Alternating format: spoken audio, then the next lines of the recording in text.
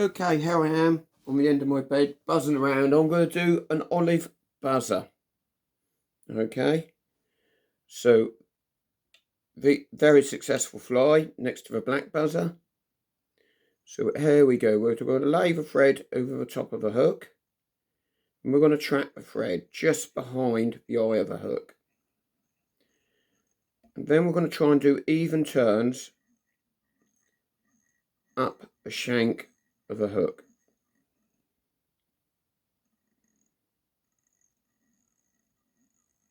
And we're going to make them turns touching as much as possible. Do I do it perfect? No, I don't. I try my best.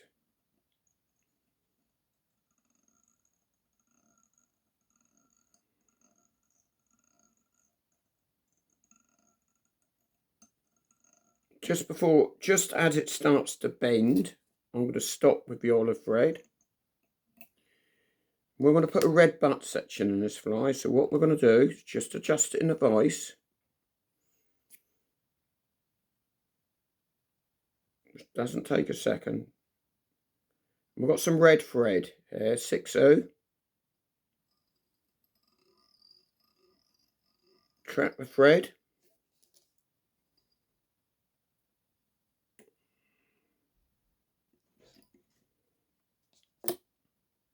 We're just going to wind it on the opposite way to the main thread. Try and do it in even turns just to create a little red butt section.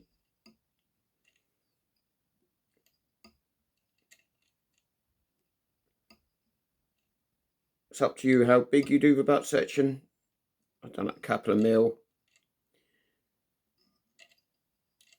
Trap the thread again. Now we can put it upright in the hook again.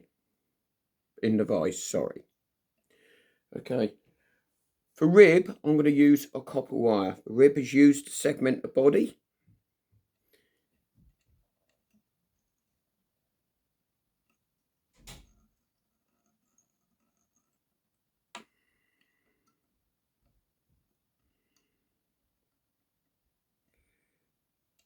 And don't use your best scissors to cut wire. There we go. So now we're going to wind the thread in touch and turns back up the body. Try and even out the body. We're going to go up and down the body a couple of times just to get a little bit of thickness to this buzzer.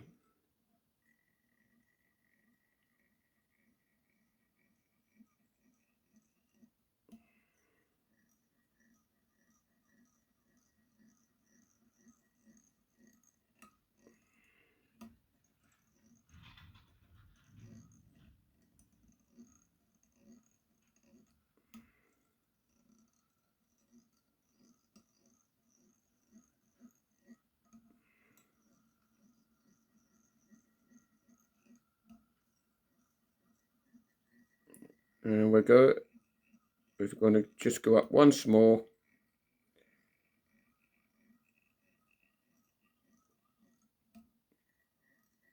I'm not worried it's dead even, but I try my best,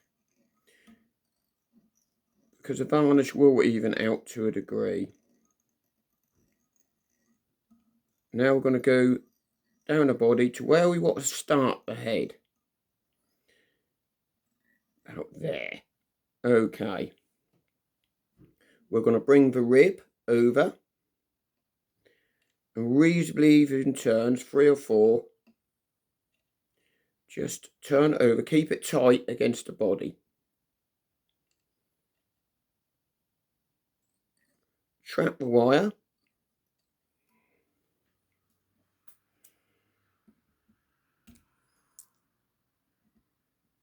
Okay. For our cheeks, we're going to use orange goose blots.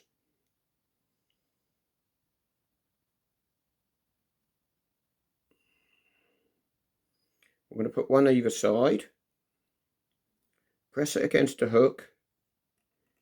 Couple of turns. On the other side.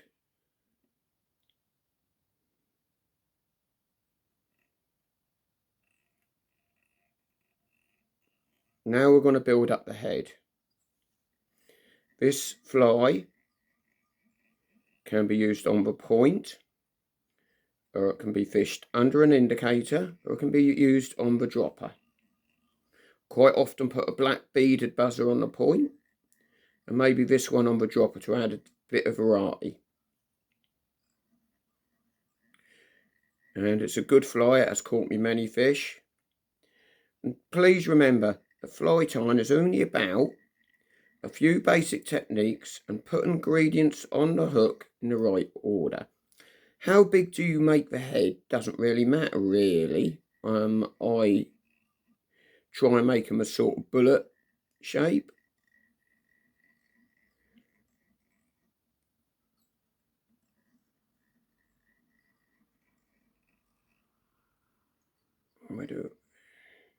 I'm just going to adjust that a little higher in the vise. Now bring the goose spots forward. You might have to just tug them a little bit. They never seem to sit even. So do your best. I'm going to do one at a time actually. That's one. Pull.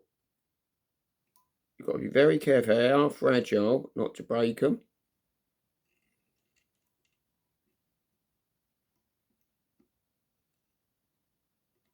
And fold them back.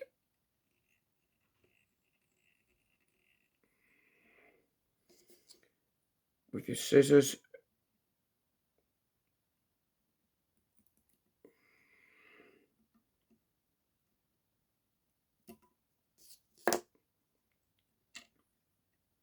And then wind to make a very small olive finishing point.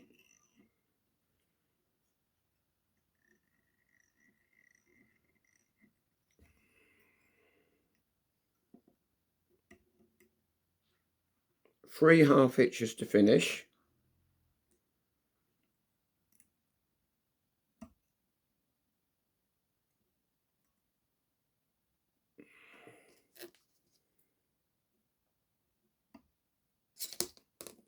And to varnish your fly, I use Sally Hansen's Hard as Nails. It's very easy to put too much varnish on, so make sure you've got some kitchen roll handy. Try and keep it as evenly as possible. Again, it's very hard to get it even, but do your best. Does it have to be dead even? Well, I don't think so. The fish don't. I still catch a lot of fish. This is where a rotating vise helps. Try and keep it as evenly as possible. And I'm just going to use a little bit of kitchen roll, take a bit of excess off. And I'm going to put another coat on that to finish that. And that'll even it all up. And the second coat will make a world of difference. So that's my olive buzzer.